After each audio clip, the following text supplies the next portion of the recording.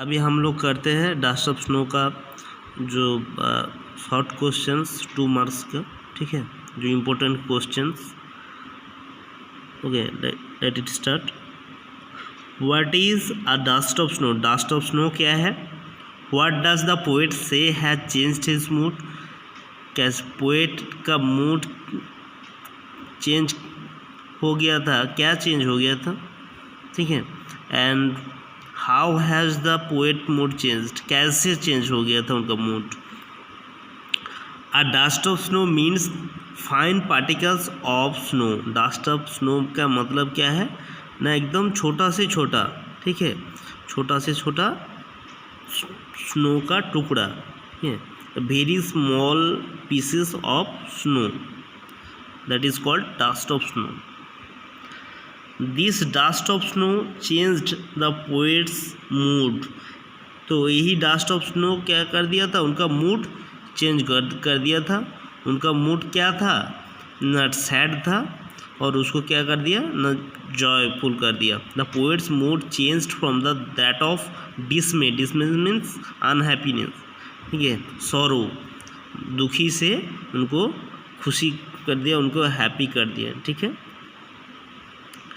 He was holding the day in regret when this dust of snow fell on him, and this simple little thing brought him some joy. देखो, उस जो snow गिरने के पहले उनका mood क्या था, ना सैड था। स्नो गिरने के पहले उनका मूड क्या था, सैड था। तो हम लोग जो पोएम पढ़े थे, तो हम ऑलरेडी एक्सप्लेन देयर, जो उनका मूड दुखी था। उसके बाद जब क्रो ने उसके ऊपर क्या गिराया ना, स्नो गिराया, उसका उनका मूड क्या हो गया, सडनली चेंज हो गया, सैड से हैप्पी हो गया, ठीक है। वही चीज़ इसमें बताया। Next, how does the Frost represent nature in this poem? Nature को कैसे रिप्रेजेंट किया? द फॉलोइंग क्वेश्चन में help you to think the answer.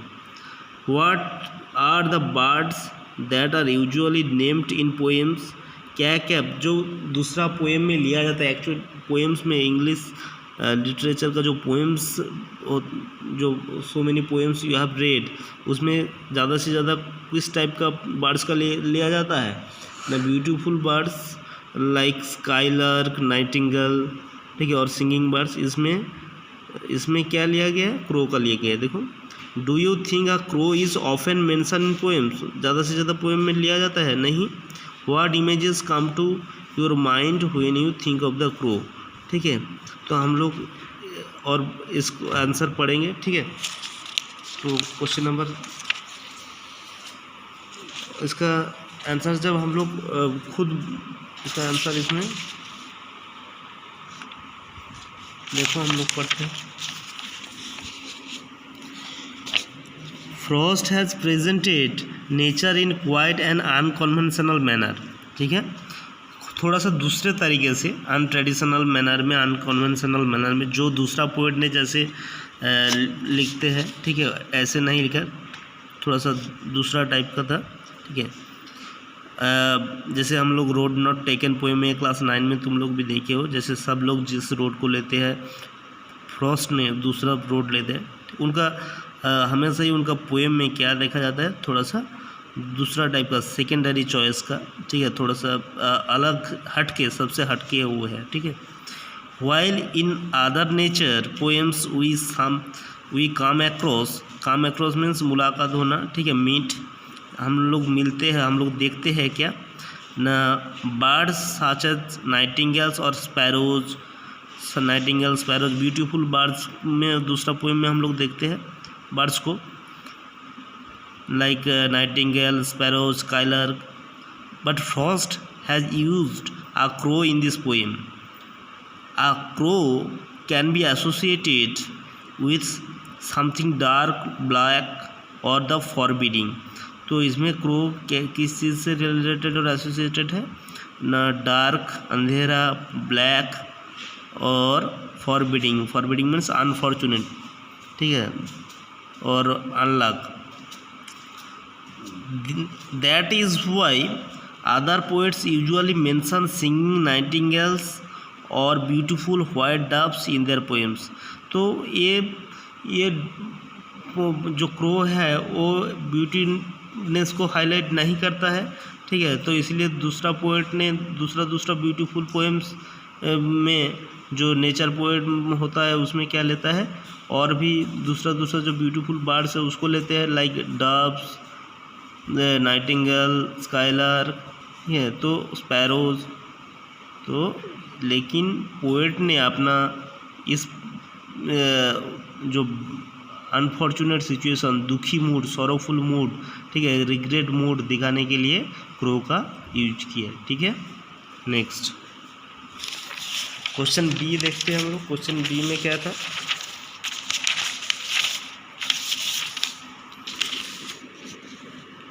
Question B में था, देखो न, क्वेश्चन 2 में again what is a hemlock tree. Hemlock tree क्या है, I have explained when I was teaching your poem, ठीक है, और एक बार बता रहे हैं। देखो, why doesn't the poet write about a more beautiful tree such as maple और एन ओक और ए पाइन। ये दोनों बहुत इंपॉर्टेंट क्वेश्चन है, यही बार बार घुमा के आते हैं, ठीक है।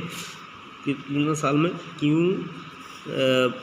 इसका पोएट ने हेमलॉक ट्री का यूज किया है और ब्यूटीफुल जो ट्री है उसका यूज नहीं किया है, लाइक मैपल, ओक, पाइन, ठीक है, ये सब का यूज नहीं किया है, ठीक है। तो हम पहले बोले हेमलॉक ट्री क्या है ना, hemlock tree is a poisonous tree. The poet has written about a hemlock tree which is a poisonous tree, ठीक है।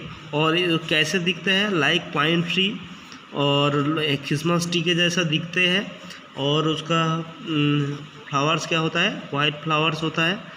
तो हम ये सब बोले हैं पोएम एक्सप्लेन करने के टाइम, उसमें देख लेना और एक बार वीडियो, ठीक है। And he has not written about a more beautiful tree such as maple or an oak or pine because these trees symbolizes beauty।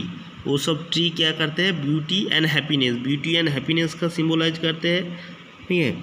And Frost wanted to symbolise the feeling of sadness.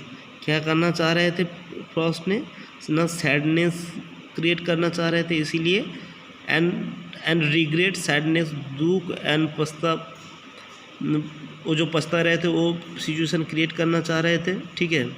तो इसीलिए क्या किए, beautiful जो tree है उसका use नहीं किए, which is why he has used a hemlock tree. इसीलिए वो क्या किए, हेमलॉक ट्री का यूज किए, ठीक है।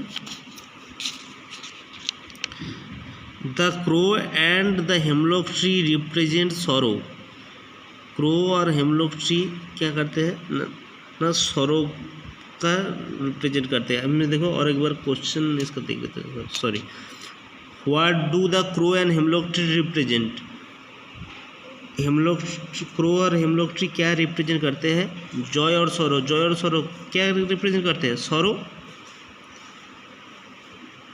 क्रो जॉय का करते हैं और हेमलॉक ट्री सौरों का करते हैं, लेकिन ज़्यादा से ज़्यादा दोनों ही सौरों का ही करते हैं, ठीक है। एक साथ हम लोग देखेंगे तो सौरों ही, ठीक है। And what does the dust of snow that the crow sacks of a hemlock tree stand for. What does the dust of snow that the snow sacks of a hemlock tree stand for, ठीक है ना। The dust of snow जो crow के ऊपर गिराया था poet के ऊपर, ठीक है, हेमलॉक ट्री से, किसका सिंबल और किसका सिंबलाइजेशन देता है, ठीक है। देखो, the dust of snow that is second of the hemlock tree by crow stand for Joy and Frost experiences. तो जो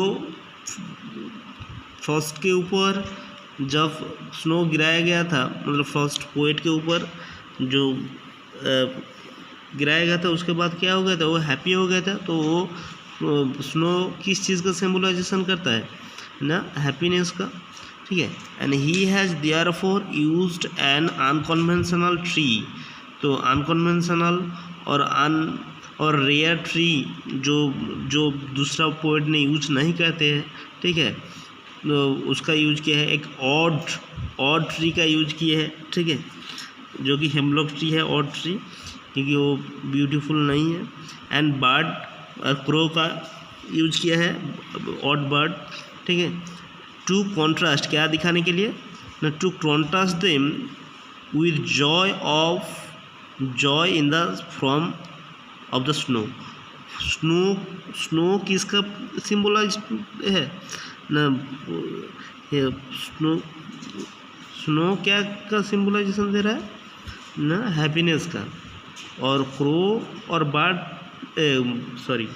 और हेमलॉक ट्री किसका सिंबलाइजेशन देता है, ठीक है, दुख का, सैडनेस का। दोनों का जो भेद, दोनों का जो कॉन्ट्रास्ट, वो दिखाने के लिए क्या क्या यूज किया गया ना, हेमलॉक ट्री और क्रो का, ठीक है।